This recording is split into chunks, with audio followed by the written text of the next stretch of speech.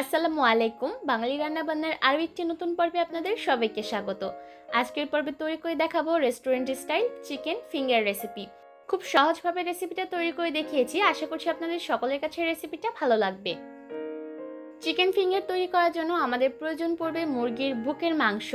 আমি একটা মুরগির সম্পূর্ণ বুকের মাংসটুকু এখানে লম্বা লম্বা আঙুলের মতো টুকরা করে নিয়েছি। এবার এর মধ্যে দিয়ে দিলাম আধা টেবিল চামচ লাল মরিচের গুঁড়া, স্বাদ অনুযায়ী দিলাম লবণ, 1 চা চামচ সাদা গোলমরিচের গুঁড়া, 1 চা চামচ দিলাম আদা রসুন বাটা, টেস্টিং সল্ট দিলাম আধা চা চামচ, আধা টেবিল চামচ দিলাম সয়া সস, আর 1 টেবিল চামচ দিলাম টমেটো কেচাপ। একটা মিডিয়াম সাইজের ডিম আমি আগেই ভেঙে রেখেছিলাম, সেটা দিয়ে দিলাম।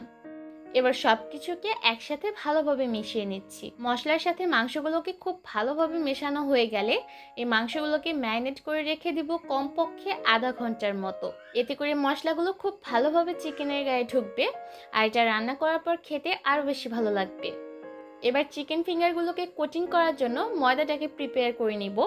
তার জন্য একটা বাটিতে নিলাম 1 কাপ ময়দা, 1 চা চামচ দিলাম লাল মরিচের গুঁড়া, আধা চা চামচ দিলাম লবণ, 1/4 চা চামচ দিলাম টেস্টিং সল্ট আর 1/4 চা চামচ সাদা গোলমরিচের গুঁড়া।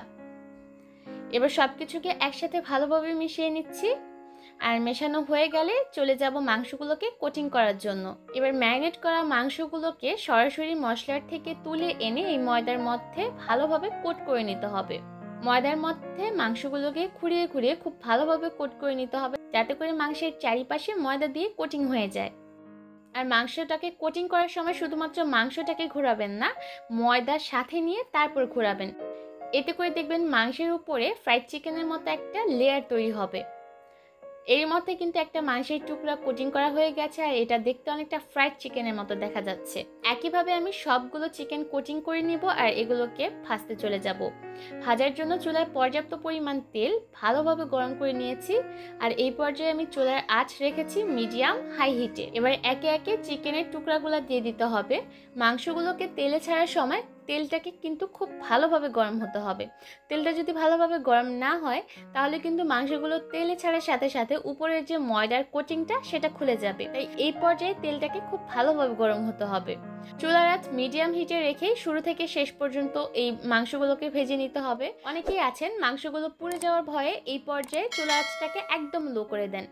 এতে করে কিন্তু মাংসগুলো ভাজার পর এর ক্রিস্পিনেসটা আর থাকবে না, এটার সাথে সাথেই নেতিয়ে পড়বে। আপনি যদি চুলার আঁচ মিডিয়াম হাই হিটে রেখে চিকেনগুলোকে ভাজেন তাহলে দেখবেন এর উপরের লেয়ারটা দীর্ঘক্ষণ পর্যন্ত মুচমুচে আর ক্রিস্পি থাকবে। আর যেহেতু মুরগির বুকের মাংস ব্যবহার করেছি তাই এটা সেদ্ধ হতে কিন্তু খুব বেশি একটা সময় লাগবে না। 5 থেকে 6 মিনিটের মধ্যেই দেখবেন মাংসগুলো সেদ্ধ হয়ে যাবে।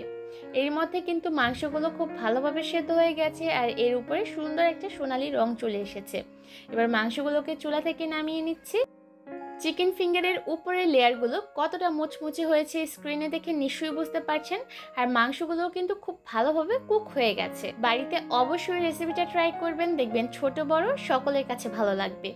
আজকের মতো এখানে বিদায় নিচ্ছি। ভালো থাকবেন সবাই। আল্লাহ হাফেজ।